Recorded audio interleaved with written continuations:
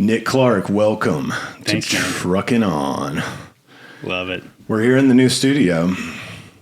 I feel like it's got a new sound, and I don't know what it's going to sound like when it comes out. Okay. It might just be my voice. I don't know. Your voice sounds great. It sounds hot. You said that. I like that. Man, it's such a pleasure to have you here. I've been trying to get you on as a guest for almost 3 years. Hold on. No. The last time we tried, you rescheduled on me. So I feel like we've both rescheduled. Well, I've been waiting for your audience to build a little bit before I come on. That's true. Well, you're good. You don't want to be too early, but you also don't want to come on too late, right? So I think I've timed it well. You timed it well. And man, I met you in, I think, 2010-ish. Yeah, sounds about right. And we were deep in the triathlon world. We were already doing commercial real estate. We were doing commercial real estate. We'd met, I think we met on a property tour at a building I was leasing probably around 2010. Yeah. Which is the same way I met my wife. So I met you the same way I met my wife, which is kind of special. And we're all still together. Yeah, so that was probably around 2010.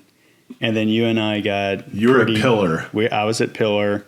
Were you at Collier's then? Or no, I was at Transwestern. Okay, that's right. And then we trained for Ironman at the same time. We did. But we did different races. We did different races, but we trained a lot together. We went to Hawaii together for Ironman training camp. Yeah, you and Matt Weiser were both working together at Pillar, and then we all kind of started seeing each other at races. Yes. And it's like, Ward, what's up? Hey, guys. And I think there's a bit of a similar approach between me, Matt, you, and a few other guys on how we approached triathlon, which was we took race day very seriously, right, when you were actually in the race, but everything else around it, we weren't quite as serious as maybe some of the other triathletes out there. We partied hard. We partied pretty hard. Yeah. Yeah. I used the sport of triathlon instinctually, not consciously, but to balance out my partying. Yes. And maybe... I don't know if that approach actually worked, though, is what I'm saying. I think it was just another excuse to go have a great time. Yeah. I mean, I remember I started doing marathon because Jeff Mercer, my first boss at Robert Lynn, I just got done with touring with my band for years and I was pretty out of shape. And he's like, dude, you should just train for a marathon. And yeah. I did that. And then you get into that world and you're like, oh, what's that? It's an Ironman tattoo or something. And like, oh, I want to try triathlon. And then I would do it. And I would there were times when I would quit drinking for long stints to prep for a big race or something. But then when you drink after a triathlon, literally right after it, you crack a beer open after you finish a race. It tastes so good. There's not a better tasting beer. That's the best beer. People talk about is the best beer a shower beer? Is it the beer when you're really hot on a golf course? And it's like, dude, have you had a post Ironman beer? That's a good beer. And I'll tell you why, because the endorphins you get from an Ironman are very similar, for me at least, to the endorphins I got. I guess I still would get them, but I wouldn't get them the way I used to with alcohol. And when I was in my 20s and early 30s, I loved drinking so much, and it just brought me so much joy and excitement. And as did crossing the finish line of any triathlon, even a sprint, but the Ironman endorphins, they lasted for a week or 2 weeks, a month. I don't know, but you're just feeling invincible. Well, I'll tell you this.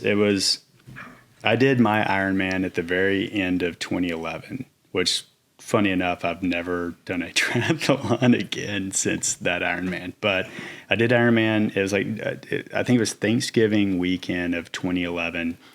And when you prepare for something for years like that, which I know you did as well, and the preparation just simply looks like sticking to the plan. and just doing it over and over. Because I remember right when I started, you mentioned Matt Weiser. Matt Weiser is my boss. He was the one that got me into triathlon. He was like, dude, you should do these triathlons. I was like, man, I can't swim. He's like, just come out to the pool with me. And I was like, I promise you I can't swim, but I'll come out there with you and we'll try it out. I swam 125 meter, that's just one time down the pool. Yeah. Got to the end of the pool. I like come up on the edge and I'm like, I can barely breathe. And I'm like, dude, there's no way I'm going to be able to even do a 400 meter like sprint triathlon swim. But I kept kind of sticking with it. And lo and behold, like 7 months later, like I did the Escape from Alcatraz race and jumped off Alcatraz and swam into the San Francisco Bay, which was sick. And then, a year and a half after that, you finish Ironman and you suddenly realize, I think for me, it was that thing where it's like, man, if I can just stick with the plan, you can almost do anything you dream up. And so it was a month after I completed Ironman that I left commercial real estate. I left Pillar Commercial to go start Common Desk, which at that time, that was a big like dream of mine. But I just felt like I was like, hey, I have no clue how I'm going to do this, but like training for that Ironman, if I just stick with it and keep showing up every day, I think it'll happen. I remember that. And I'm going to go back to the beginning of your story when we're done talking about this, but, and we can tell the whole Common Desk story. But yeah, I remember you just having that light bulb go off in that moment and like, I'm going to go do coworking. And I'd never even heard of coworking. No, it was funny at the time because, most of our community. I was like, are you sure? Yeah, what are you doing? Like, you were one of those buddies where like I would, I was trying to explain like what co-working was at the time to like the brokerage community, because that was most of my network and most of my friends. And it's like, yeah, I'm quitting my job at Pillar and we're going to go start this thing in Deep Ellum where, basically people are going to just come in with their backpacks on and get a membership, like a gym membership, and they're going to be able to just work there and hang out with buddies and book a conference room if they want. You would just see people's like eyes glazing over because they're like, dude, what are you talking about? And it's like, and you could tell people are like, man, this is not going to work. Yeah. Like, we'll see you back in brokerage in 2 years. Yeah, it was just foreign. And I get that look a lot with, I'm so into like meditation now. Yeah. And I tell people about that. Yeah. And I go to like multiple meditation conferences per year. Right. And I practice every day, like so seriously, like we used to, like how hard we train for an Ironman. That's how hard I meditate now. And I tell people about it, like, you have to do it. And they're just like, okay. Yeah. Like, I know the look. Yeah. Shit, Ironman's like that too. People are like, okay, you're going to do an Ironman. Don't die. It is. But dude, Kona is where we really bonded. It was. We spent a week there with Ahmed Zahir. Dude, Kona was awesome. I have to get him on the podcast too. You do. That guy's intense. He is. Yeah. But yeah, we like the Play Try Camp and we rode the Queen K every day. We did like the full Ironman bike ride. We swam hard every morning. The best thing about Kona that I remember from that time frame was, do you remember how like in the Kona Bay, like all the locals would meet up for the swim at like 6:30 or 7 a.m. And then everybody would go to that coffee shop. Do you remember the coffee shop afterwards?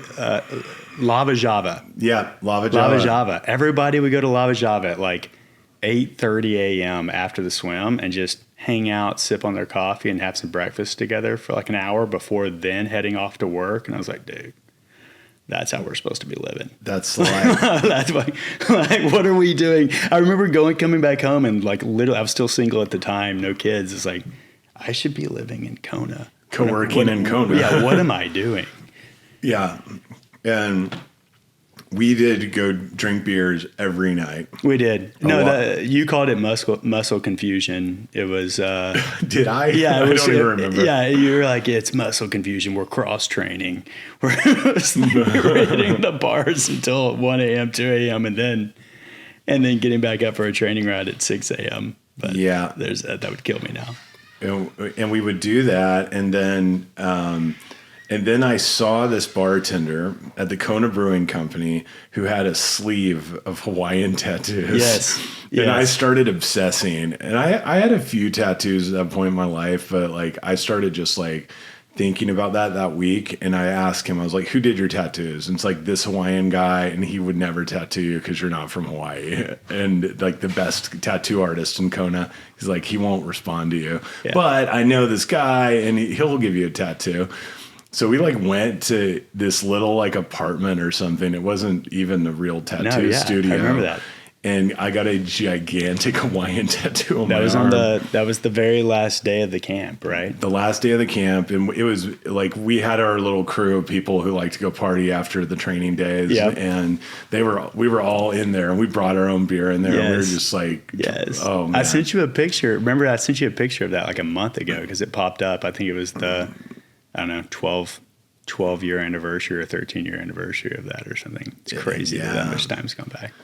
Yeah. And then we finished Ironman. You quit. I did 2 more. And you're a beast. I quit after the 3rd. It broke me. I had terrible diarrhea on that run.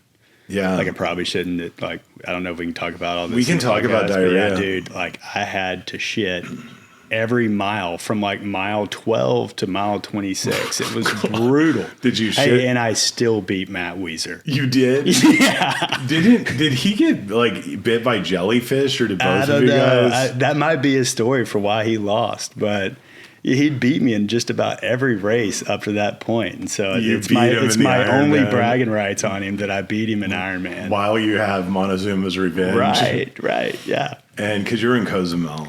Yeah, we were in Cozumel. And I did my first 2 in Canada, and then I did the 3rd one in Houston.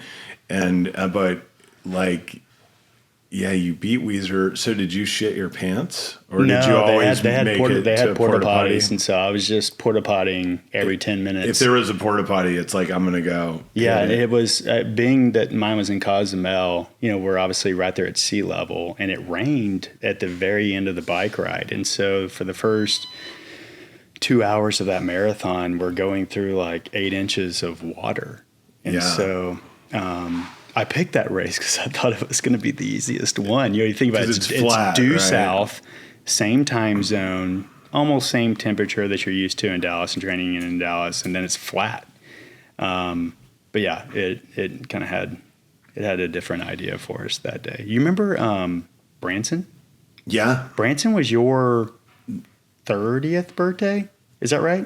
I don't remember. You had a big birthday when we were there that weekend. Yeah, and we partied there. We all had to get IVs. Yeah, do you remember that? That thing. I thought Branson was a half Ironman, but I thought it was harder than the Ironman. It was so hilly, brutal. I don't think we looked up and knew. And we there were mountains on that race. And we drove. I drove. I didn't really think it was like much. Missouri. It'll be kind of the same as Texas, right? It's like, no, we're in the mountains. Like, what are we doing? Yeah, and man, like I remember during my Ironman tenure, which was probably like 7 years or something, I did that stuff, and 6 or 7 years, I would drive so far and like solo road trips. Like I drove to Branson by myself, and I met up with you guys there. Yeah. But I would drive to New Orleans, do the Ironman, like I spend the night, do the Ironman, and drive right back after the Ironman to Dallas. And I would drive to Galveston, do the Ironman, drive right back to Dallas. Like these. I don't know how you did that. I couldn't move after my Ironman. I would just do crazy drives.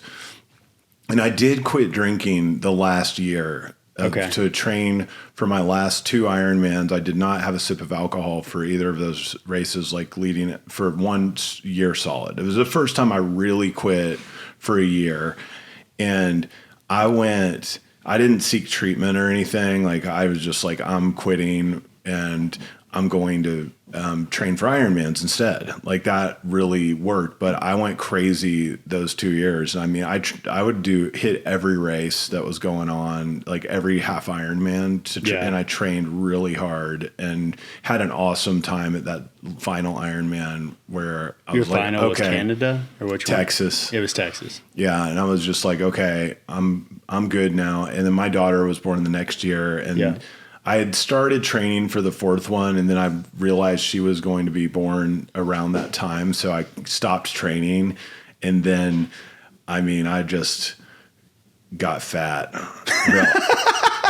Then I started drinking a lot, and like then had to like stop again for It's the tough thing about most of the last 10 years, like ours, right? It's like you're all in or you're all out. It's funny that like Ironman attracts a lot of addicts. It does.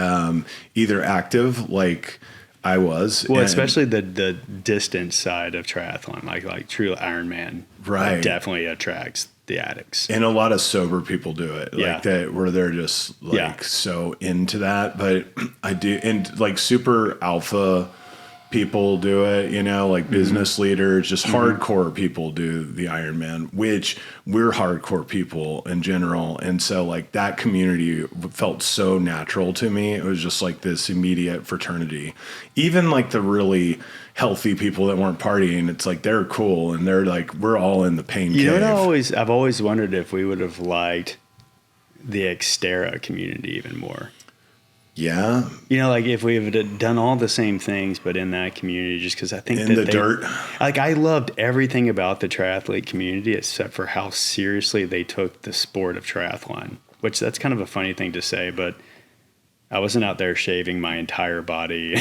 Right. Like, yeah. There were those people. We might have a few beers the night before the race, I'm like, it was just it attracted such a calculated human being, which I learned a lot from that, but I don't know. Yeah, there were if you want to roll it back, maybe we check out the Xterra community. Yeah, I'm good. You still do like endurance stuff, don't you? Not really. Not really. I'll do a little bit of like unsanctioned. Like I tried to do an ultra. I think that was last year, but I injured myself like trying to just train for it. Really? Yeah. That's one of the last times we caught up. It was either while you were doing that. It might have been while I was training for that. Yeah. I've found that I really love trail running now. Okay. And your Xterra self. Yeah, no. It's, I think most people think you're just basically, it's the same thing as just running on pavement, but you're in the woods, right? But it's insanely different because when you're running on pavement, you're able to just completely zone out, right? You can think about whatever else you want to think about. You can listen to a podcast, listen to your music, hang out and chat with a buddy, whatever you're doing. But when you're trail running, like your entire focus has to be on your foot placement on the trails, or else you're going to break your ankle, right? Did you get injured because of that? Because of bad foot placement, or it was just like wear and tear? No, I think I tried to ramp it a little too hard. And I just needed a longer training period in order to go get it done. But yeah, I'm fairly distracted and ADHD. And so you love meditation. I almost feel like trail running is a form of meditation for me. Sure. Because it keeps me just focused on one thing, kind of trains my mind to stay really in the moment while I'm doing it. And so I always, like when I do that, I come home 45 minutes later, I'm like, dude, I feel a lot better. I don't know if I'm wired to be a meditator. I think I probably am, but I do think like Ironman, that in and of itself, that's meditation too. Like going for a 100-mile bike ride, you just have those moments where you forget that you're on a bike and like you just Ironman. I think people think they're like, dude, how'd you do that for? I don't know what your best time was, but for 13, 14 hours or whatever. And it's like but it's broken up into all these tiny time segments of like, okay, every so many minutes you're eating and every so many minutes you're drinking and you're always watching your heart rate and keeping it right at, whatever your zone 2 is, and ringing your bell if a hot girl rides by you. Yeah. Do you remember I had my bell? I do not remember the bell. Oh, I would ding the bell like if there was a good-looking lady. See, we needed more of that in the triathlete community of like just people taking it not so seriously. Or if I passed one of my friends, I would ding the bell. Like there's nothing better than passing someone ding ding. Yeah, you need the bell sometimes. So silly. Yeah. So Amazing. Okay, what I like to do on this podcast is go back in time and tell me about your life ages 12 to 22 and what happened. 12 to 22. So when I was 9, my parents moved from North Little Rock, Arkansas to Mesquite, Texas. My dad was in the Chick-fil-A business, still is actually. Really? Yeah. So early Chick-fil-A. Early. Oh, like he jokes around, like, that now to get into Chick-fil-A, you have to basically start working there when you're 15 and go get a MBA 9 years later, and then they'll take your application. You're like, okay, I've been to Chick-fil-A for 10 years. I'm 28. And, but then, they were, they weren't quite as in demand as they are now. Chick-fil-A in 1986 was just in a few like mall food courts. My dad's brother was already in it, really loving the company and kind of the culture around the company. And my dad actually had just completed seminary, thought he wanted to be a pastor, and decided at the end of seminary that was not the right route for him, and decided to go into the chicken business. And so he's been with Chick-fil-A ever since. It was Chick-fil-A that moved the family to Dallas. That was me at 9. A faith-based chicken business, at least. A it's very not open on Sunday. No, a very faith-based chicken business, which, the not open on Sunday, I think is one of the greatest marketing. I don't think it was ever meant to be a marketing ploy, but I think it became that. And it works really well. It creates just a little pent-up demand every time you're like, dude, I want Chick-fil-A. And you're like, damn it, it's Sunday. I have a 7-year-old and an 11-year-old. And I mean, my 7-year-old Levi, he loves Chick-fil-A. Yes. And I'm like, dude, it's Sunday. Sorry. Sunday, calm down. That was moved to Mesquite when I was 10. I grew up in Mesquite. I was kind of a mall child. So did your dad own a franchise in Little Rock and then sell that and move to Mesquite? So Chick-fil-A works a little different. It's an owner-operator kind of agreement where there's no equity into an actual franchise or a location. It's more of a profit split model. You're going to run this spot and then you get a cut of... You get a cut of the profit. Okay. Yeah. So he was doing that in Little Rock. And he was doing that in Little Rock. We were basically going broke because it was Park Plaza Mall in downtown Little Rock, and it just wasn't working. Chick-fil-A provided some sort of a minimum salary, if the location's not profitable. I think it was slightly profitable, but not enough for, our family with 3 kids and everything. And so a location opened up at Town East Mall in Mesquite, and that location, the operator, this is hilarious, but the operator was moving on for a CiCi's pizza franchise. No. Which, talking about, CiCi's at that time was here. Huge. Okay. It was huge. We were all going to CiCi's, and Chick-fil-A was down here, right? So it's hilarious to think that in 1993, a Chick-fil-A franchisee left to go become a CiCi's franchisee, which now, where's CiCi's? Have you been to CiCi's in the last 15 years? They're still here. I've seen them, but no. Yeah, they fell off a map. But I have not. Anyways, he got the Town East Mall store, and then that was in the kind of mid-90s, Chick-fil-A started rolling out the freestanding unit, the stores that were outside of the food courts of malls. And my dad...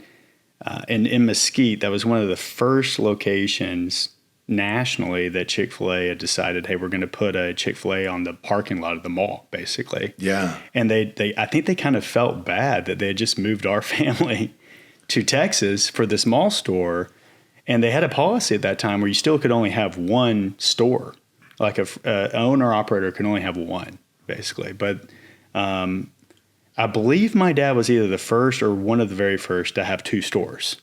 Really? Because of kind of the timing of all of that. And he was able to have that mall store and then the freestanding unit right outside of Town East Mall. And so he had both of them. They said, dude, we're going to open this up so you can have it since you're in the mall. We don't want to. Yeah, they're like, dude, this thing's like a stone's throw away from your other store. We're going to go ahead and pilot, this this idea of allowing an operator to have both. Can I just say that Town East Mall was awesome? Dude, Town East Mall in the 90s. I loved going there. What was your favorite shop? Gadzooks. That was a good one. They had skateboards there, and like they did not have it. I grew like we would go to North Park because I lived in Lakewood. Yeah, is the normal mall. Yeah, but then I mean like Town East was Town way East more had like a little the bit more teenager. like flair, you know. It was like the teenager mall. It was like North Park was the Cosmopolitan Moms of Dallas Mall, and then but we wanted to go to Town East. No, Town East had it. Town East had it going on. I love Champs. Remember Champs? Yeah, it was a good store. Great store. Yeah, the mall basically raised me. Wow. But it was like my dad would go to work on Saturdays, right? And he would just take me with him.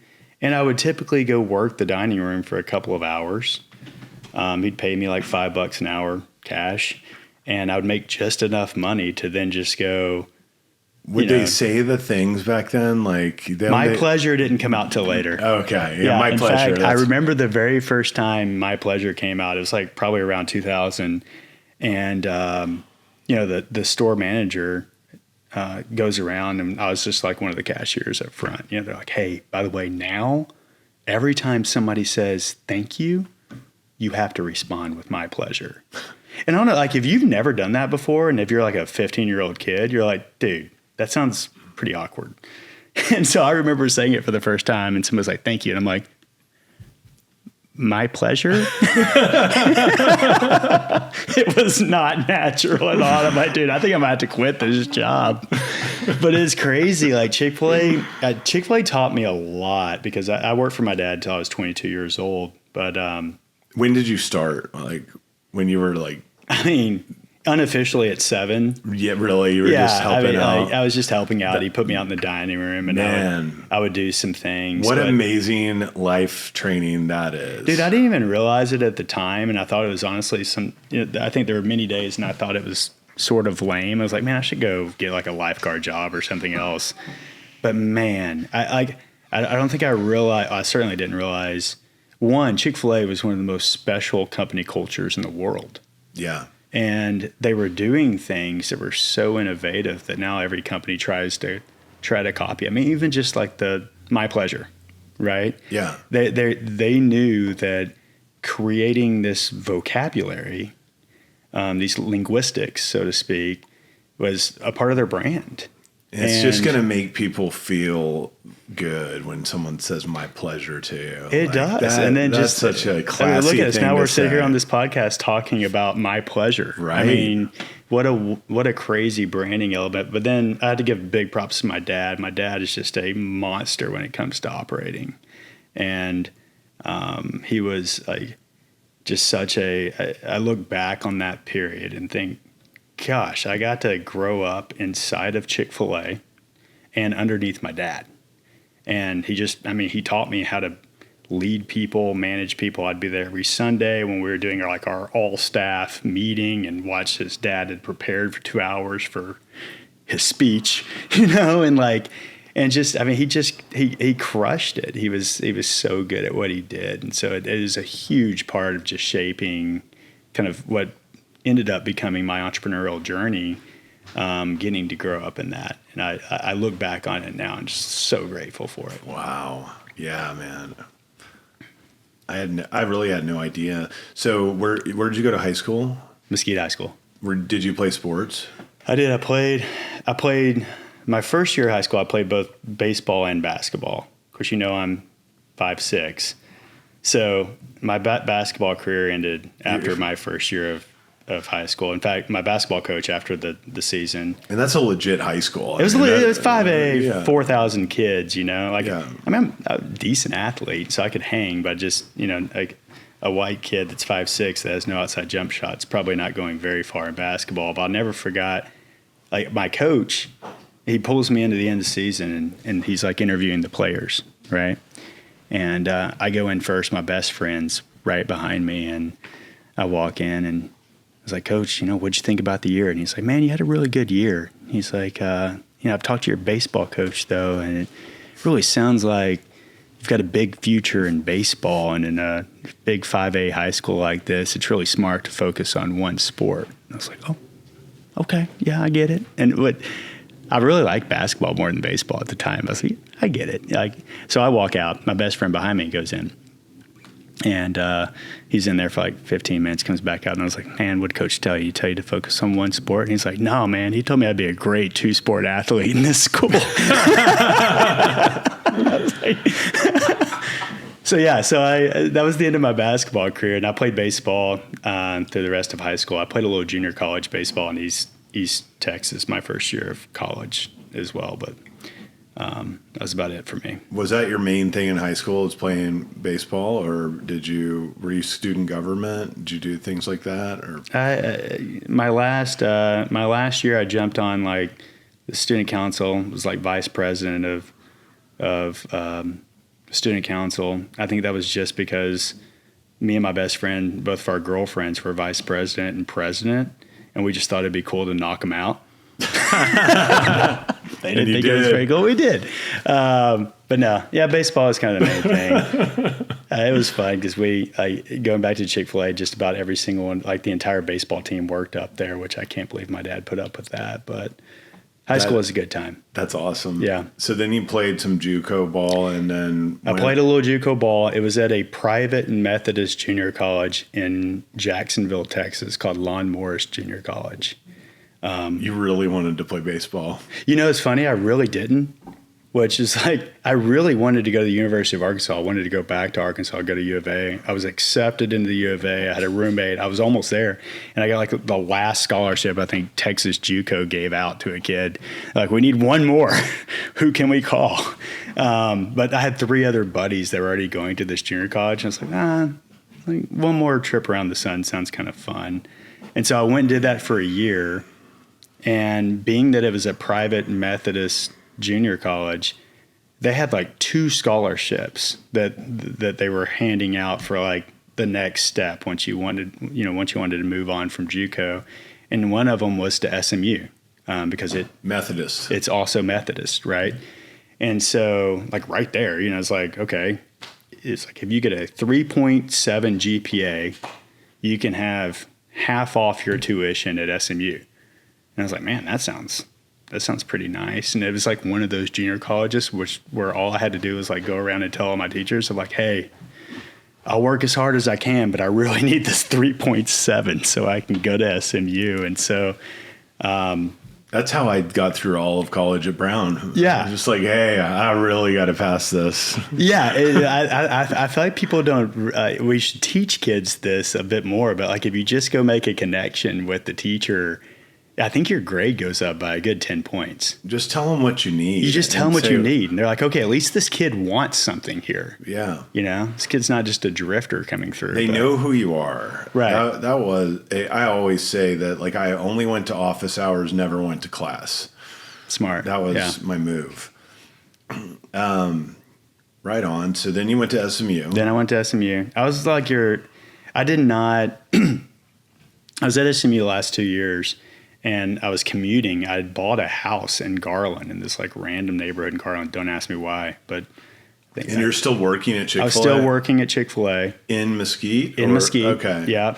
I'm starting to transition to corporate, which we could get to that in a minute. But still working in Mesquite Chick-fil-A. Bought this house in Garland, and so I was just commuting to SMU. So I never really got into like the culture of SMU. Nor like when I decided to go to SMU, nor did I know that like it was like such a Greek heavy school, which I think there's parts of me that enjoy that and there's parts of me that don't. And so. Did you do that? No, I didn't do that at all. No. Because you came in as a junior. Okay. I did. Yeah. Yeah. Graduated from SMU in 2005. Yeah. And at that time Chick-fil-A was very smart. They would take these operator kids. Okay, and Chick-fil-A was starting to kind of catch some stride by 2005. I never really became conscious of Chick-fil-A until 2006. Yes. When I started working at Robert Lynn, and they would bring Chick-fil-A biscuit sandwiches every Friday to the office. Yep. Like, oh, wow, these are good. Like, but I hadn't really heard of Chick-fil-A. You know? Yeah. Chick-fil-A was like the best kept secret there in the 90s. And then like through the mid-aughts is when it really started to catch some momentum. That makes sense. And at that point, Chick-fil-A is bringing in these new operators for all the stores they're opening up across the country. And these new operators are coming in from different disciplines, different backgrounds, and had never run a restaurant before, which if you think about it, you go to Chick-fil-A corporate in Atlanta and train for 6 weeks to run a restaurant, and then you just get plopped down with this restaurant with 150 employees, and it opens at $4 million of revenue, and your head's just spinning, right? And so Chick-fil-A was smart in the fact that they put together these cohorts of operator kids that were like right around college graduation age. They would typically be teams of 4, and as a 22-year-old and as an operator kid, I'd been around the business for 15 years, and so we would go to Scottsdale, Arizona 3 weeks before our store would open and help hire the team, set everything up, kind of further help the operator and kind of coach the operator, and then stay there through opening to like 3 weeks post opening. And so it'd be like a 6-week assignment and travel around and do that for a while. And I was doing that for like a year and a half and having a lot of fun with it in some ways. But like the 3 other dudes that were in my cohort were like, and you and I are very obsessive type human beings, right? And it's when our heart is in something, right? And we want to be there. But these 3 other guys in my cohort were like they were staying up all night just nerding out about Chick-fil-A operations, how things can be done differently. And I just remember thinking, dude, I do not care about this. And it was kind of the sign for me of like, maybe I'm in the wrong spot. And I had gone to school at SMU for real estate finance and really loved real estate finance. And I remember calling my dad. It's like one of those like dramatic 2 a.m. calling my dad from Pennsylvania. And I'm like, Dad, I got to get out of this. And he's like, okay, come home. And I was like, I think I need to go figure out like this career in real estate and figure out like if there's something there for me. And like it's going to be a regret if I don't pull out now. Because I was on a fast track to... You would have your own... At 24, I was going to be an owner-operator. Yeah. Because it was a different time then. And, you could get a store at a younger age. But yeah, I came home, clocked out for my last time, and really started networking in real estate. I remember like I wanted to be an industrial broker, which I didn't end up with that, but I wanted to be. Still can be. I was a kid from Mesquite. I know. Like, I was like, dude, like the industrial brokers feel like they're my people. Yeah. Right. Like everybody else feels maybe a little a little too polished. Yeah. And so everybody in town was like, dude, you got to go talk to Holt Lunsford. And so I got a meeting with Holt. This would have been 06, like first of 06. And Holt's like, dude, I don't have a spot here.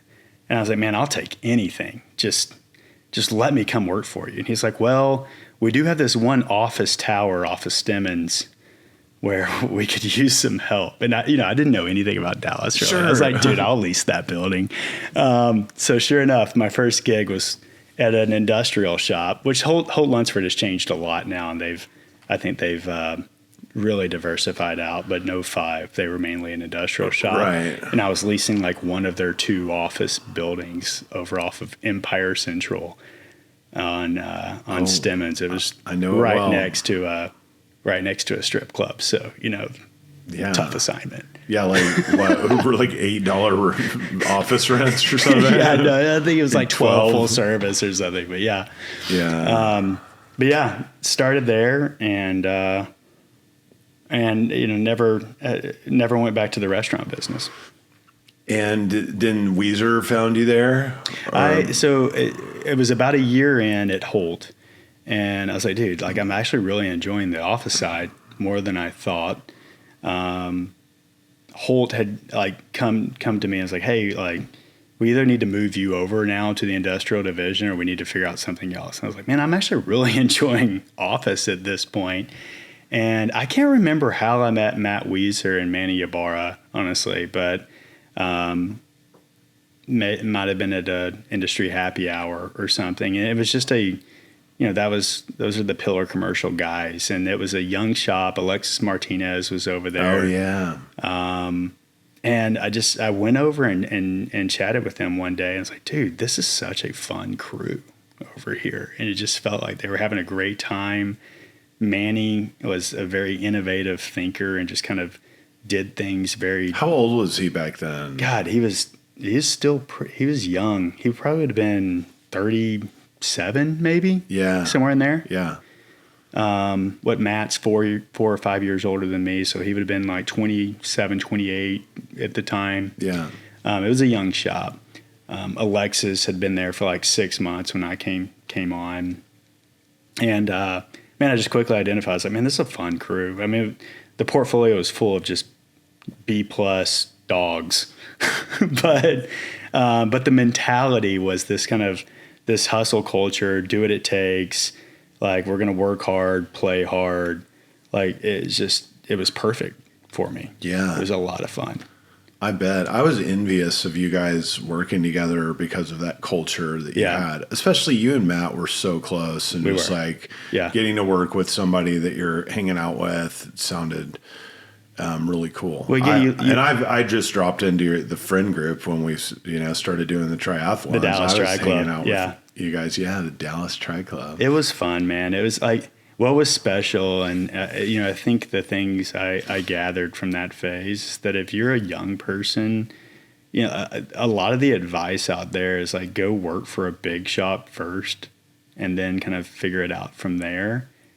I guess I kind of accidentally took the opposite approach, but man, at a smaller shop, you get to do a little bit of everything.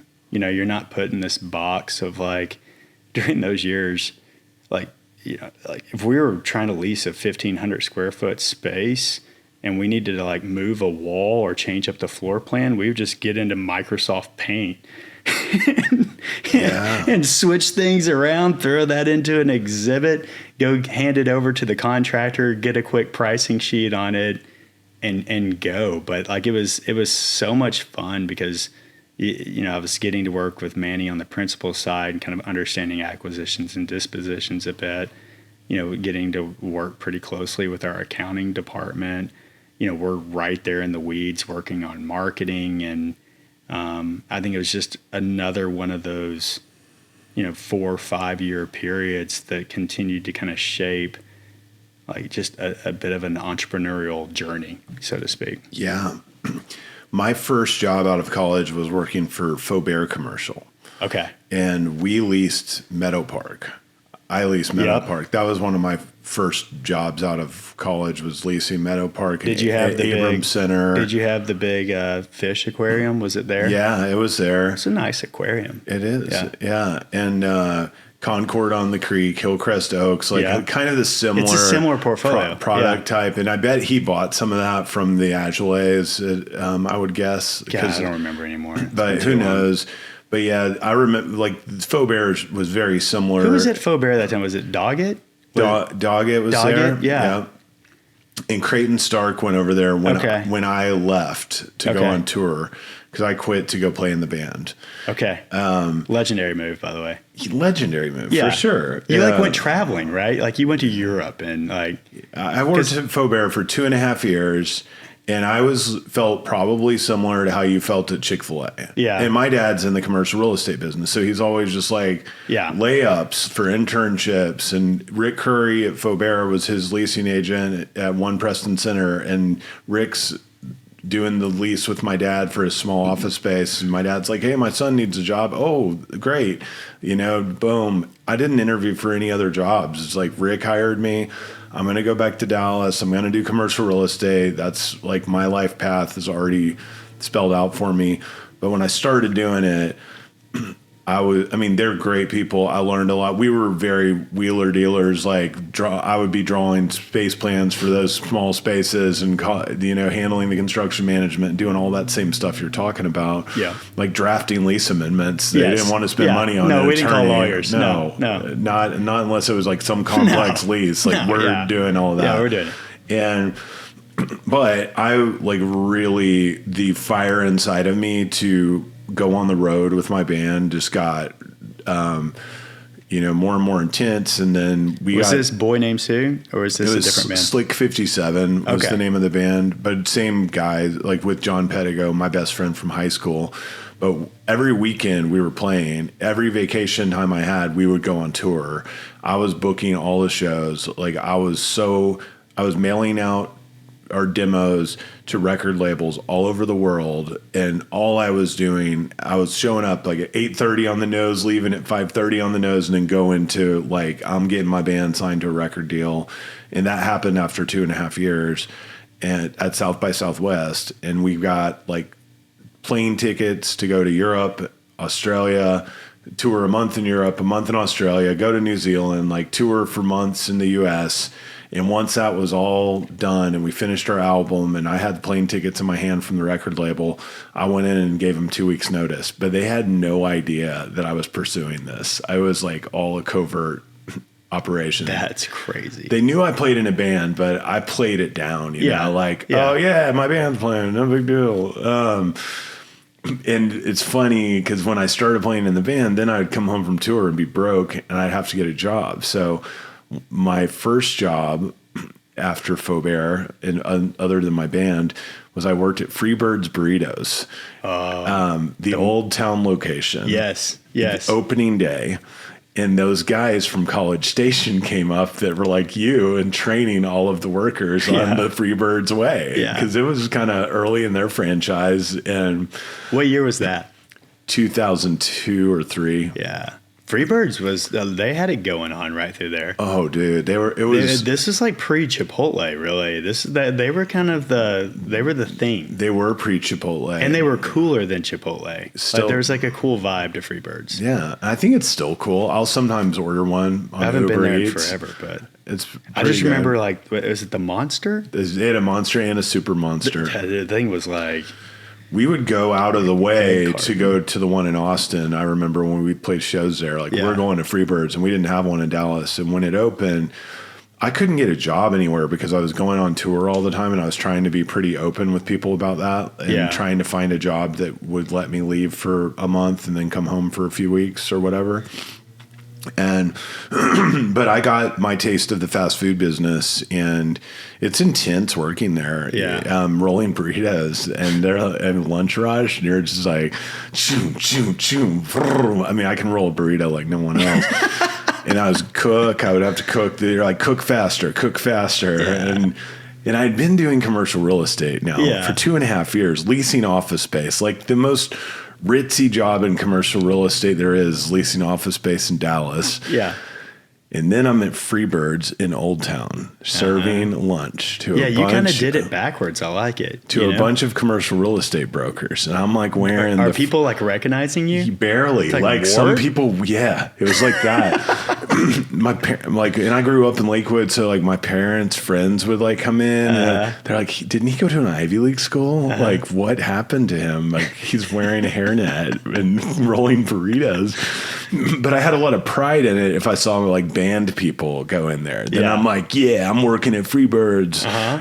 Living the dream. But it was a very like odd dynamic because I would see these real estate people and I would have so much anxiety when I would see them, just like feeling this shame or something. It's uncontrollable. But yeah, that was my taste. And then how long did you tour? For 4 years. Wow. And that must have been a crazy experience. Yeah. I'm sure we could do like 17 more podcasts on the stories from tour. Yeah, they all blend together at this stage. But yeah, it was a wild 4-year run. And then I left Freebirds after that stint that I worked there. And then I went back on tour and I just quit. And then I got a job at the All Good Cafe.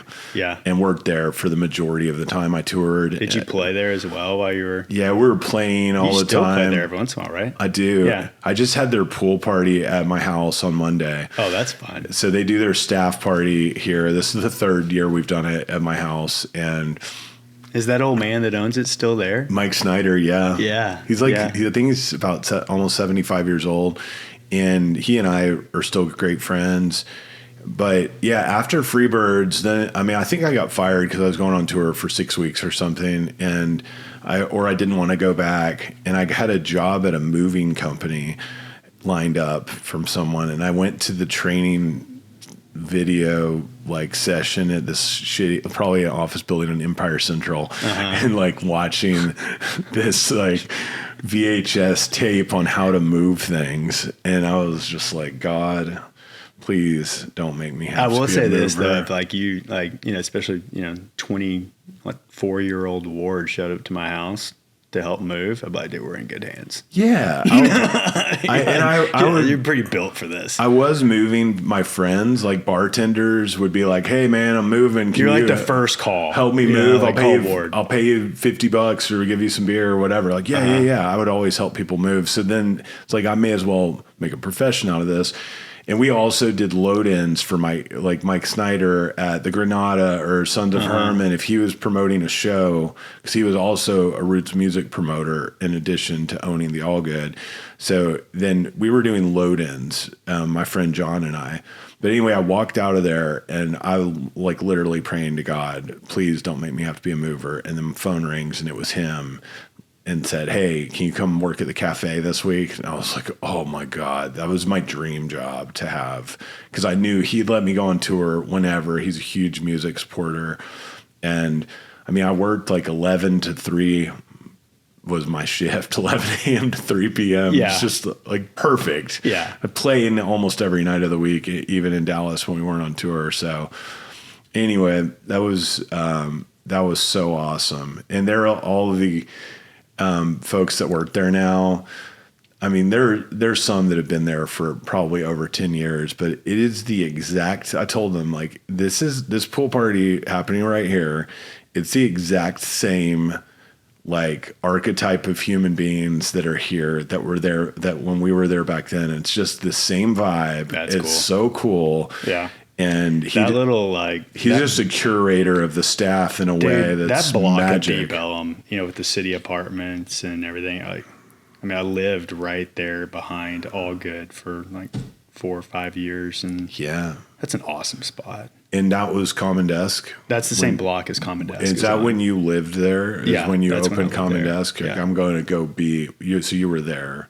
Yeah, I was there. Hey, by the way, before we keep going, what time is it? Do we know what time it is? Sorry to interrupt us. 3:04. What time do you need to be done? I've got to pick up my son from St. John's, which I think I'm like 5 minutes from there. You are? At like 4:05. Okay, we'll be good. We're chilling?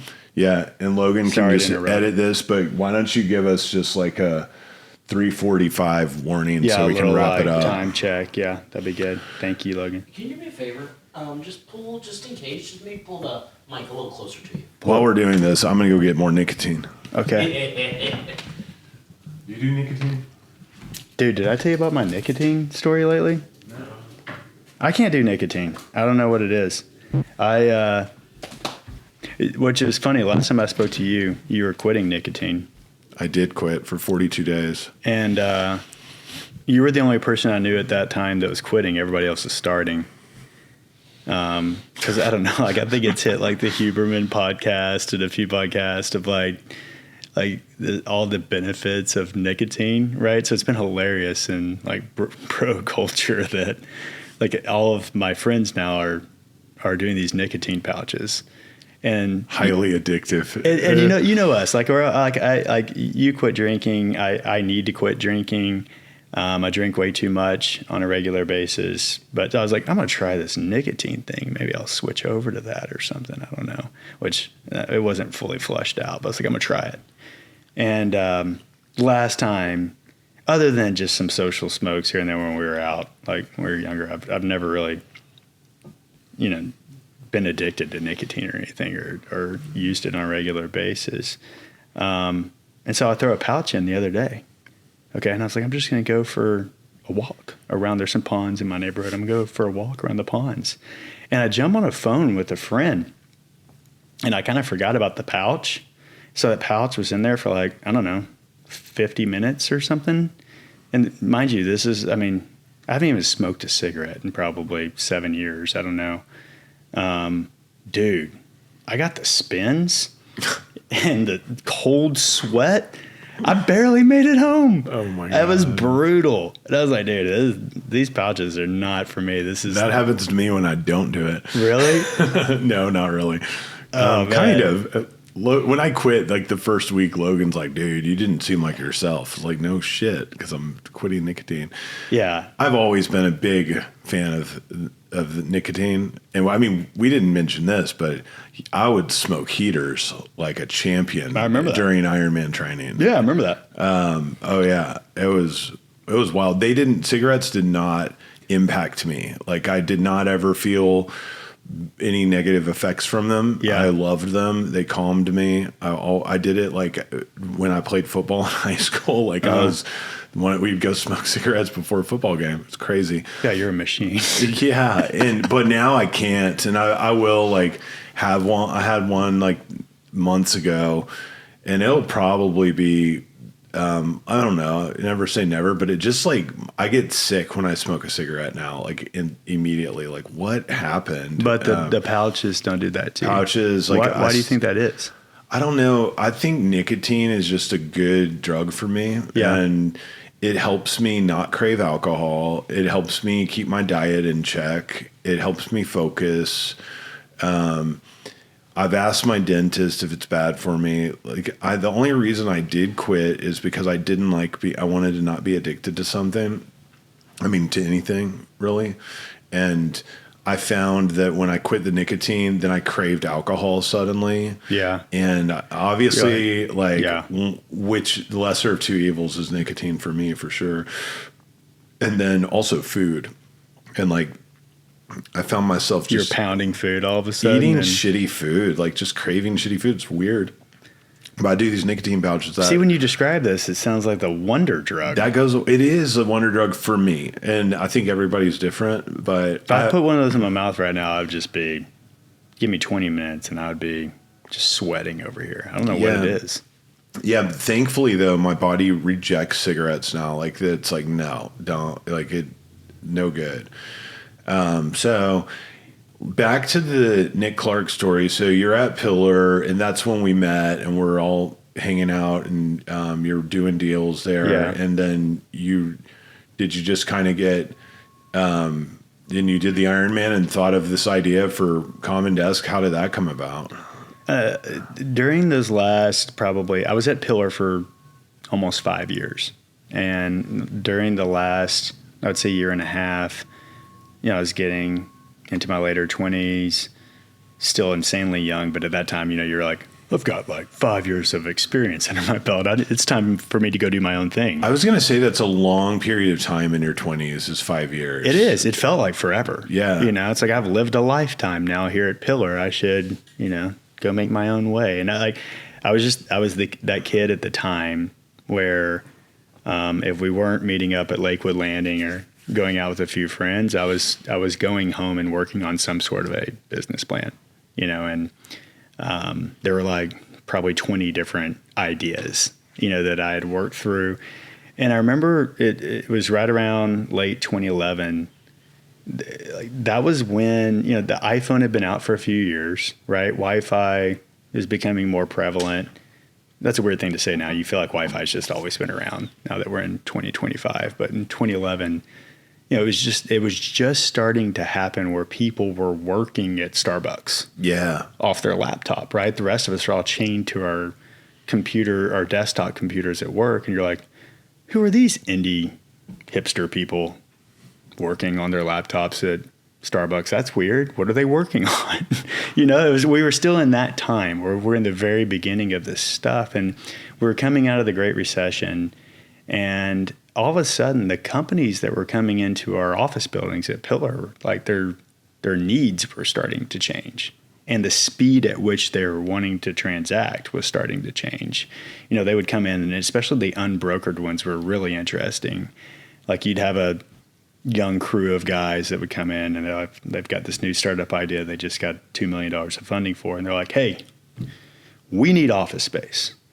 We're like, oh, okay, well, we've got 5 guys and we want to move in like next week. Dude, that's not how this works. Like, we've got empty space up here, but we're going to have to design it. We're going to have to build it out for you. You're going to need to hire like Gensler and a lawyer, and it's going to be about 9 months. And they're like, dude, what? you know, like, we could be out of business in 9 months. We were wanting like a 6 or 12-month deal and to see how this thing goes. Wow. You know, there was more and more of that kind of stuff happening. That culture's just starting to erupt. Right. That startup culture. But yeah, you know, before then things were just moving so much slower. And so the way that we actually transacted in commercial real estate, especially with office space, was fine. Right. Like, you know, every company signs a 3 to 7 year lease, and that's fine. But as the world started moving faster and faster, it became more and more broken. And so the idea slowly started to emerge.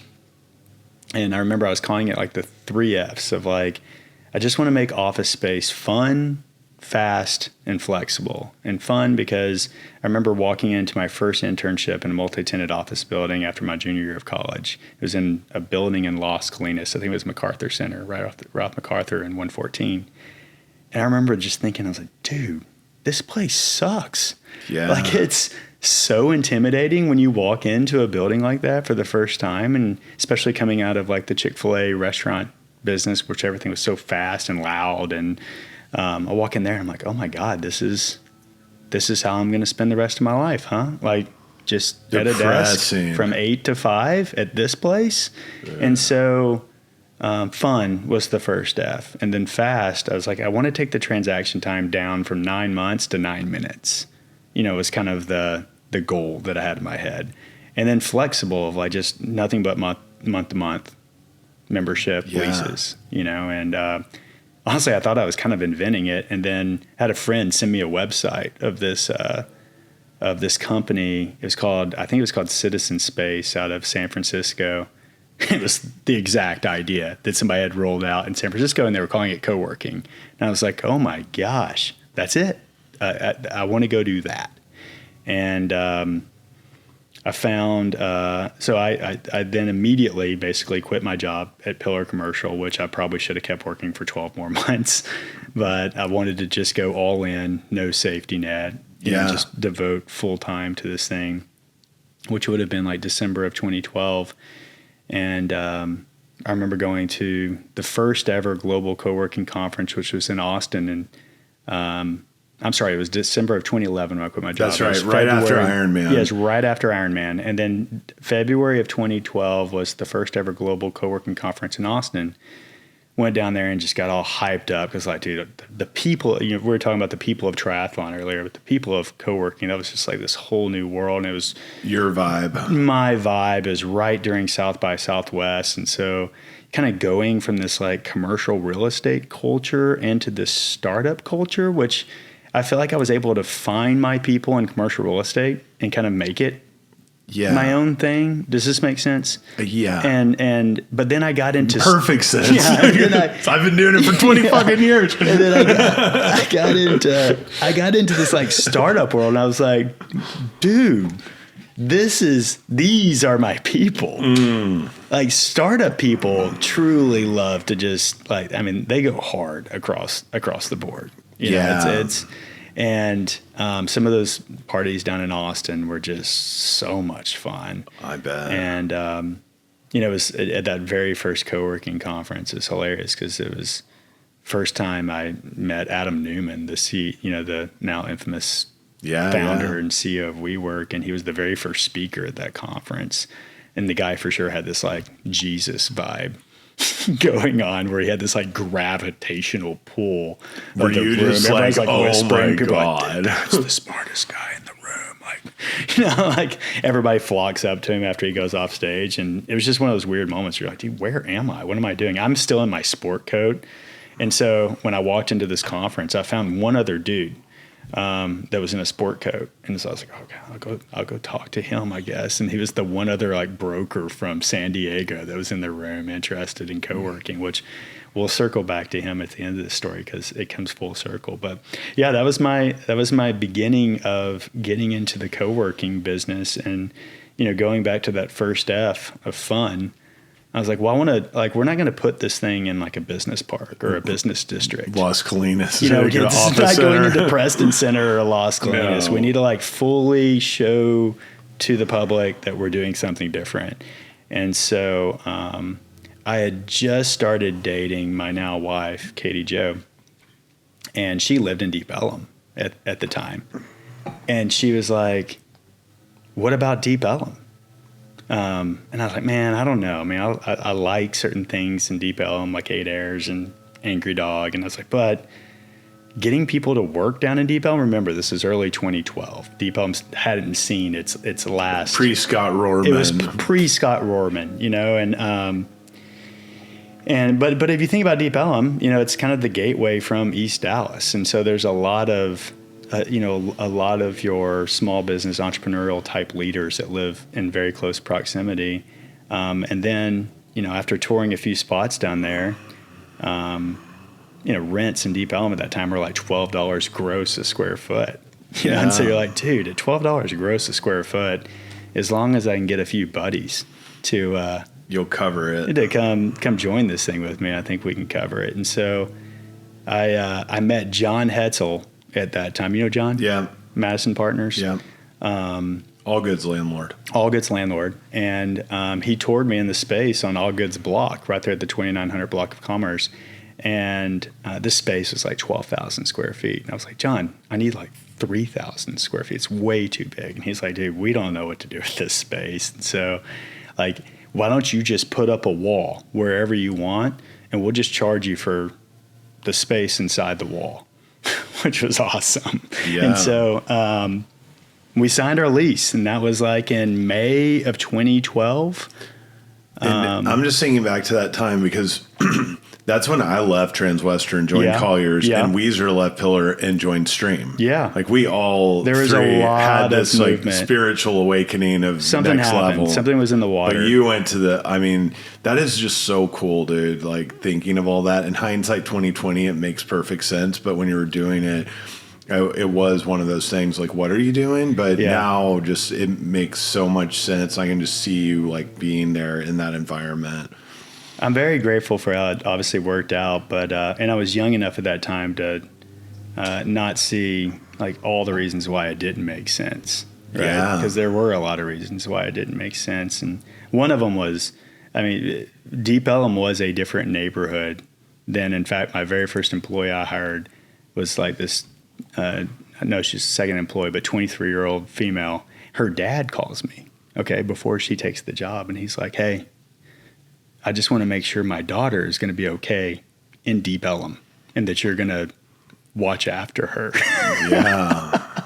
So it was a far cry from Las Colinas, but yeah, it, we got after it, and I funded that business by selling literally everything. I had a house in Little Forest Hills and a condo in Oak Lawn. My car, I sold it all and went truly all in. I signed a lease on a little apartment right next door to Common Desk, and it was just like, dude, this thing's got to work, You didn't have a car? I didn't have a car for a little while. Wow. Yeah, I didn't need a car, right? Yeah, I was like my entire life at that point was on that block. Yeah. Which honestly, I can say that like that 2012 to 2013 phase of my life was probably some of the most magical years. Yeah. And it was another phase where it was all in. I was getting to Common Desk once we had opened at 7 a.m. And we had a nights and weekends membership, which I don't recommend. And we ended up pulling the plug on that. But it meant that like there's a lot of members coming in after 5 and not leaving until midnight. So it was long hours, but it was a lot of fun. We one of the best stories of trying to get the space opened was like I said, it was my own balance sheet, and once we'd kind of had a lot of cost overruns in construction, right? And I needed to buy like 120 office chairs, which office chairs are pretty expensive. Yeah. Right. And it's like, dude, like even just getting a decent chair, I was looking at like $10,000 to $12,000, and we didn't have it. And so I called my mom, and I was like, Mom, I need your help. Like, we need to go to like some garage sales. We got to go find 120 office chairs for like $5 each. That's all I got. And she was like, man, I'm going to go home and I'm going to pray for this. And it was one of those things. I was like, Mom, I want your prayers. I appreciate your prayers, but I also need you to get in the car and Find me some chairs. buy some chairs. Well, anyways, seriously, like, do you know Russ Johnson? No. Okay. Office broker. He's Russ Johnson. Yes. Russ Johnson. Yeah. I thought we raced a little bit with Russ, Yeah, right? I don't like keep up with him, but I know his name. Okay. Well, that day, it's a crazy story. Russ calls me, okay? And he had toured the Common Desk location Deep Ellum a couple of weeks before while we were still in construction. He's like, hey, man, did you ever find any office chairs? And I was like, no, man, it's kind of the fire drill of the day. He's like, well, in my building over off Park Central, there's like 150 of these like retro style, they like Herman Miller 70s looking kind of reddish orange office chairs that I swear to God is a dead ringer for a brand match for Common Desk. He's like, you want them? I was like, I'm like almost about to cry over here. I'm like, dude, yes. I was like, what do you want for them? He's like, if you'll just get our property manager a margarita machine for a party, like rent her a margarita machine for a party, you can come over here and pick all of these chairs up today. And so like the margarita machine costs like $150 to rent for that party. And we picked up 150 of these chairs. I think they're still in that location today. Dude, that's amazing. It took a few strokes of luck, but we got it going, man. The power of prayer, man. It's real. It is real, especially the power of mom's prayers. But, man, we got it going. And it was one of those things where it started as a fairly simple idea. And as we continued working on it, like it started to grow into something more with, especially the startup culture of that time. Like Uber was one of our first big tenants. Yeah. And we, there's Google was there with us for a little while, and it was just, you started realizing of, oh wait, this idea that we kind of birthed, it might be a little bigger than just some freelancers coming in here and wanting to utilize the space. And so, because of the larger, well-funded startups, Common Desk, from a footprint standpoint, really started to grow from there. Yeah. And so you grew it and you thought of all new kinds of business plans where you're like making licensing agreements with big landlords, and then just eventually sold to WeWork and exited. Yeah. How long was that run? It was 10 years before we exited to WeWork. And it was, we won't go into all the details, but in 2022, we were coming out of COVID, right? And we'd been on just a tear of like, I think we had opened 10 locations the year before. We were at 26 locations at that point. We had expanded out of Texas, but our balance sheet was wrecked, just because of the hit that we took through COVID. And I was out raising money, and we had a few term sheets fall apart on us, really, again, due to the pandemic still kind of being around, the uncertainty of office at that point. And we had this like come to Jesus meeting with our executive leadership team in that Common Desk Deep Ellum location. Actually, it was in August of 2022, and we were out of money. There's actually, most people don't know anything about this story, but we were out of money, and people are crying in this meeting. It was like, dude, we got like a 30-day run rate here to where we're not going to make payroll. How many people were on payroll? 180, maybe 200, somewhere in there. Yeah. And so we're in a bad spot. And, we came up with a plan in that meeting, which basically like, it was, just start throwing everything off the ship, essentially, so that we can keep it afloat. And the task for the executive leadership team was keep us afloat until December. Like, let's figure out a way to turn this 30 days into 180 days, which they did. And then I was tasked with call competitors and work out a disposition, a sell. And so my first phone call was, remember the broker from San Diego that I met at the coworking conference? He became a buddy of mine. His name's John Lewis. My first phone call was to John, and John had become the head of real estate for WeWork because he met Adam Newman that day that I was sitting with him at that table. He became the head of real estate. And so he was like... That's a good cold call right there. Right? Yeah, it's crazy. So he was one level kind of underneath the C level. Does he live in La Jolla? No, he does not. Where does John live? He was in New York at the time, or New Jersey, I think. Yeah. And so I called John, and I was, obviously I'm not telling him we're out of money, we're in dire straits over here, but I was like, hey, like, I think we'd be open to entertaining an acquisition. And I was like, I know that WeWork they just gotten this new CEO, Sandeep, and they needed a new growth story. They were about to go public. And I was like, dude, look, like, we're growing like crazy. You don't have to deploy capital to grow Common Desk because we're growing under these asset-light management agreements. So just give me a Zoom call with Sandeep. He's like, okay, I got you. And so truly 2 days later at 7 a.m. in the morning, I'm on this Zoom call, which it's like, I need Sandeep to buy our company or else we're going out of business. Wow. Yeah. I mean, that's truly, that's Did you ask your mom to pray for the call? Back to Vicki Clark prayers. And it was just one of those wild timing things where Sandeep and I had just this wonderful 1 hour call. I mean, you could tell there's a connection. We're laughing, we're having fun, we're sparring at each other. And he tells me to send over the term sheet. And I sent a term sheet over to him, and he signed it. And it's just exactly what they needed. It was exactly what you needed. Exactly what we needed. It was on paper. It was a great marriage. And that was we completely consummated that deal at the end of January in 2022. Yeah. Is that right? Yeah, 2022. And then I stayed on for 2 more years to kind of help with that transition and everything, and rolled off in January of last year.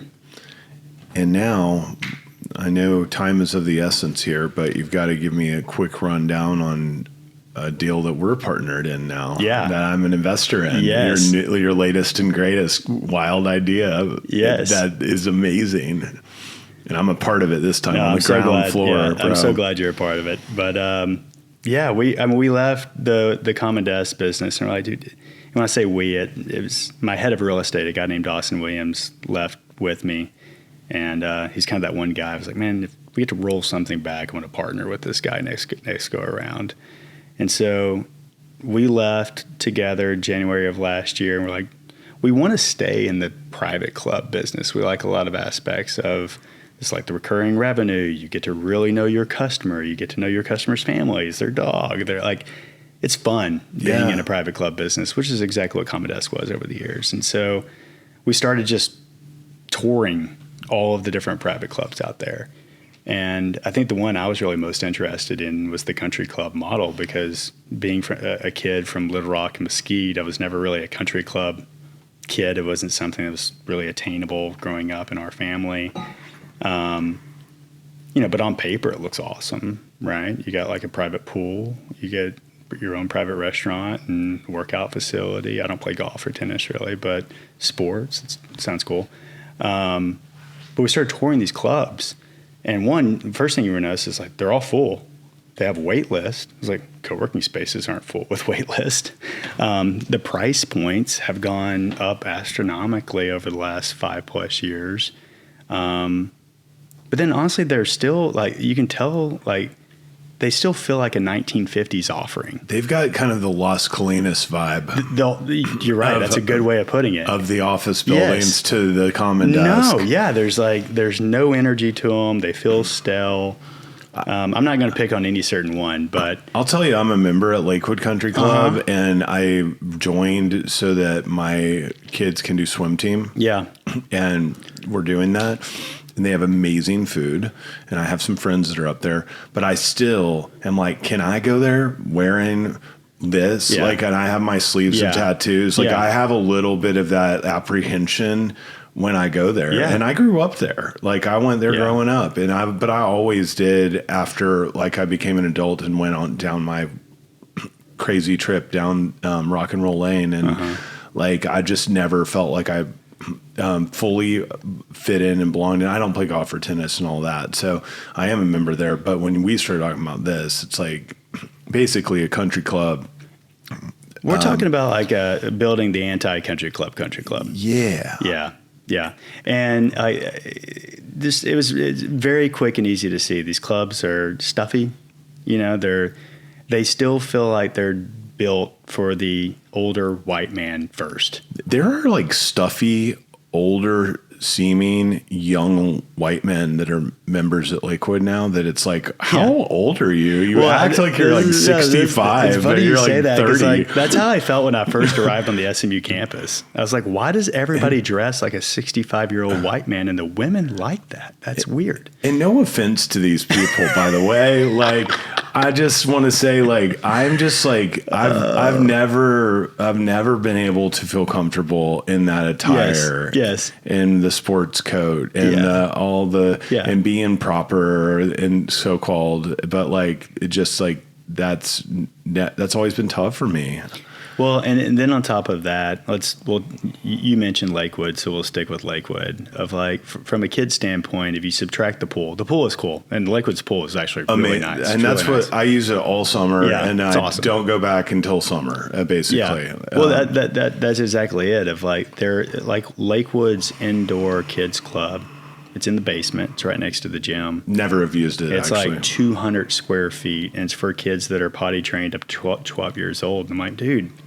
You know, my son's now 8, almost 9. If I would drop him off in that kids club and go up and have a couple cocktails and come back down and get him an hour and a half, he'd be like, dude, Dad, why did you leave me down here? Yeah. You know, and so like what we're creating is certainly kind of the anti-country club, and it's going to be built for kind of a kids first, mom second, almost dad's last mentality. Yeah. With knowing that, like, if you think about this as dads, if you win over the kids and the moms, man, give me a beer and put me in a closet, and I'm going to be life's easy. I'm going to be pretty happy. Happy wife, happy life. Yes. And actually, on that topic, you know, I like to have a happy ex-wife too, because that makes my life really nice. That makes total sense. So I want to join as one of the founding families, right? I mean, I don't know if that's automatic because I'm an investor, but I need to sign up. It's a lot easier. But I would like to do something really anti-country club and have a divorced couple with our kids be members. Well, there. you can do that. Yeah, you can do that. Can you not do that in a real country club? I don't know. Yeah. She can go up there all the time and do swim team, so it's no. The only thing you can't do, like where we're maybe more strict than your traditional country club, is that you do have to be a family. Oh, okay. You know, you don't have to be your traditional American family by any means, but we're not taking. You have to have kids. You got to have kids, or you got to be family planning, right? Yeah. Like, we're not taking single dude that's 28. Right. So we have no individual memberships, no like junior memberships. Okay. There's one membership, and it's a family membership, and you know, we're saying, hey, a family can come in a lot of different shapes and sizes. We'll be the binuclear family membership. That's what there I you go, call and it. that's completely acceptable. But like, we want to make sure that it's got a very families only vibe to it, because if you think about it, there's so many places for singles to go party and drink and go. I mean, there's a lot of different social clubs out there, and we're just simply saying, hey, we're not that spot. Like, we're the spot where your whole family can arrive on site and have a freaking blast, and you know, either play together or separately for a couple of hours and go home exhausted. Yeah, it's like Smoky Rose on steroids with a pool. Exactly. Yeah. Or Birdie's East Side is like another good little East Dallas it's family fun. restaurant. You're kind of talking about some of the dining experiences at country clubs, and they're, you know, most of them are like a fine dining, more of a formal experience, and ours will have an ice house. You know, it's So it's I mean, we're literally calling the restaurant the Ice House, and it'll have its own ice house patio, big resort style pool, big outdoor playground. It's gonna be fun. Hell yeah, man. So where do people go sign up and join? Tell them where you're located. Yeah, we're in Lake Highlands. We're right off Northwest Highway between like Ferndale and Plano Road. You might remember the old North Lake Professional building. I went there Yeah, there's a lot Is of my people. pediatrician. There's a lot of people out there pediatrician there. So Dr. Johnson. we bought that building, which it magical how that popped up. But it's a 50,000 square foot building that already looks like a clubhouse in a weird way. Yeah. And it's on this massively oversized lot of 3.65 acres. I love that. It was just perfect. And Lake Highlands, like I've learned this over the last year and a half, but oh my gosh, Lake Highlands is like a family mecca. It is. It's crazy. But so we love the neighborhood that we're in. I don't think I'd put this concept anywhere else if I got to choose.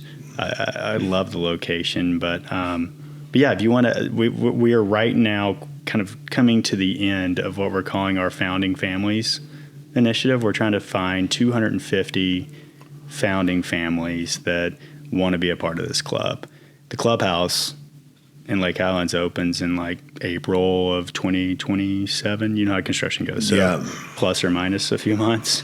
But the club starts now, and we're of the mentality of like, hey, if we can pull together 250 awesome families, we can start doing backyard pool parties, takeover of Katy Trail Ice House patio, and like all these places that maybe you're not even allowed to go as a family. Yeah. But if you take it over, we can certainly do it. We can have a lot of fun. That's cool. We can have a lot of fun as a club, even without the clubhouse. And so the goal is like when we do open this clubhouse in a little less than 2 years, everybody's walking in, high-fiving each other, knowing each other's kids, and it's because of these founding families we put together. So, the initiation fee for this club when we open will be around $8,000. Yeah. But for the founding families, it's $1,000 because we're obviously recognizing that we're almost 2 years out, and we don't want price to be a gating factor for great families. And so you can go to firstboutiquecountryclub.com, and the application is on that website. Do monthly membership fees start when the club is done? Yeah. You don't pay monthlies until we actually open the clubhouse. Do you know what those will be? Around like $500 a month for a family. Yeah. Yeah. Cool, man. Yeah, that's amazing. And let's see. I'm going to finish this first half of the podcast with what advice would you give to your younger self? Don't wait. Just I think I've learned that I think the inclination is always like, hey, let's wait for the perfect time. Let's wait for the perfect amount of experience. And, as like we go through the stories we just told on this podcast, it's like, man, there's never a perfect time. There's never a perfect amount of experience. And you'll surprise yourself if you just get started today on how far you can get. You ever sit on like a park bench and you just watch somebody that's like walking by, and then you kind of forget about them. But then you look back up and you're like, oh shit, they're like a mile over there now. And it's just because they've just been consistently, slowly progressing. And so, I mean, there's a compounding effect in life, right? And the earlier you get started, the better off you'll be. And so, I think even in my 20s, I kind of felt like I needed to go get this experience and that experience and this before I started. And I started pretty early, but like the real story is you're probably going to be better off the sooner you start. For sure. You just jump in, and we're the same like that. I mean, I think in general, even though you did those things, like you're like that. I mean, I think you figured that out pretty young. Yeah. Like that lesson. I'm a little antsy. Yeah, I'm antsy too. Yeah. So I was talking to I just had my 25-year college reunion, and one of my buddies, we were talking about the podcast, and he's just like, dude, you've got this thing where you just start something, not even knowing what it is, that you just start doing it. And that's what I did with this. Like, I didn't know what this was. I just knew I wanted to do a podcast, and I didn't want it to just be about commercial real estate. And I wanted to like bring in all my friends that do all kinds of different things and talk about life. But trying to explain that to somebody. Yeah. Now they're like, what's your podcast about? And like, it's just a life podcast. Yeah, I do. It's just me and my friends sitting down and hanging out. Yeah. Yeah. That's what it is. Yeah. It's a good time. Have you ever had a mystical experience? What is your definition of mystical? Your mom praying, you getting the chairs would be mystical to me. Yeah. I mean, I guess that was certainly one of them. I think like when you meet your wife the first time you meet can be very mystical. There's a fun story around that. Just like you know John Pelletier. Time like goes slow-mo, kind of like, oh wow. Yeah, it's like this like insanely engaged moment in your life. I think another one was, especially when my daughter was born 7 months ago, my wife wanted to do a home birth. Okay. And so I was like, okay, let's do it. It's another one of those things where we're just jumping in. I don't know how this is going to go, but let's give it a shot. We're all set up for this home birth. Okay. And, my wife wakes me up at like 11 p.m. She's like, hey, I'm starting to have some pretty heavy contractions. I think this is going to be it. And I was like, okay, maybe just try to go back to sleep and wait through this tomorrow morning. She's like, no, like this. We want to go to the bathtub. Like this is happening. And so she's going into labor, right? And usually this, like the laboring process can take hours, if not days for some women.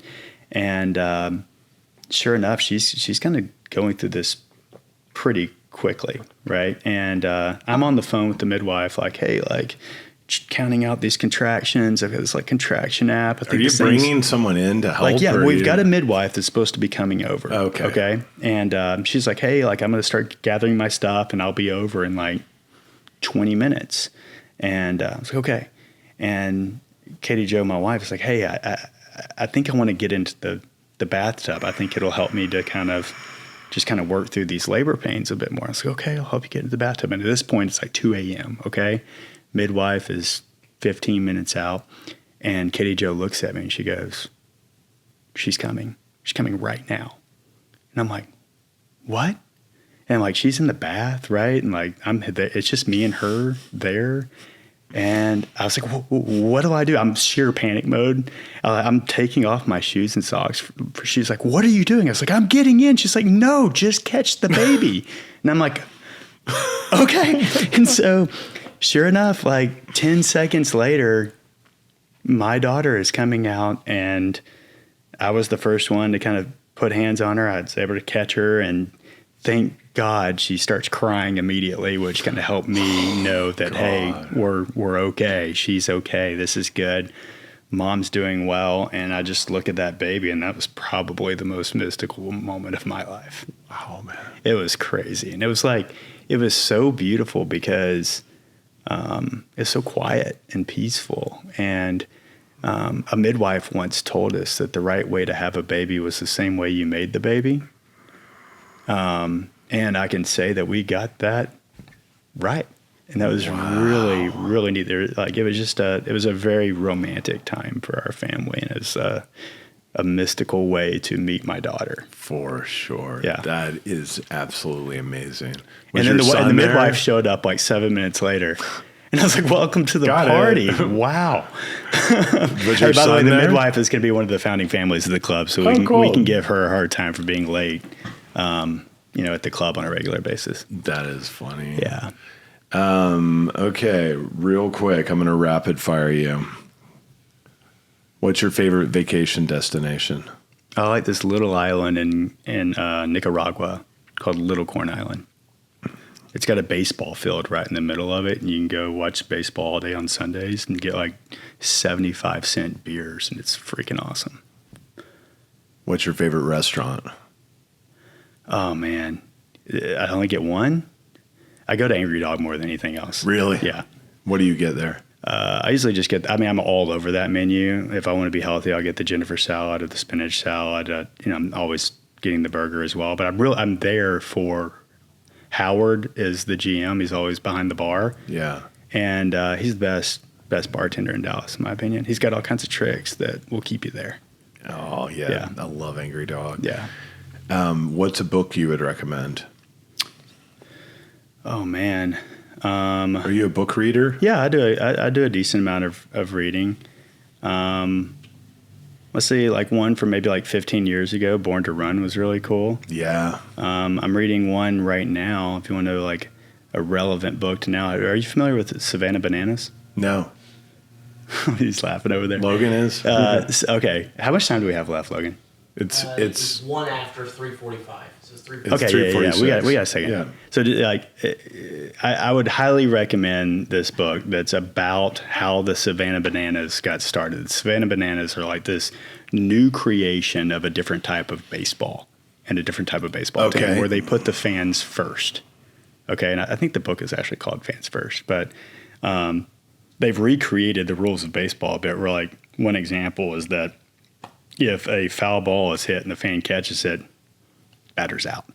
And so the fans are like involved in the game. And it's like this very entertainment first baseball. And they're like, it started with this guy who created this team in Savannah, Georgia called the Savannah Bananas. And they took over this old stadium that's like 100 years old.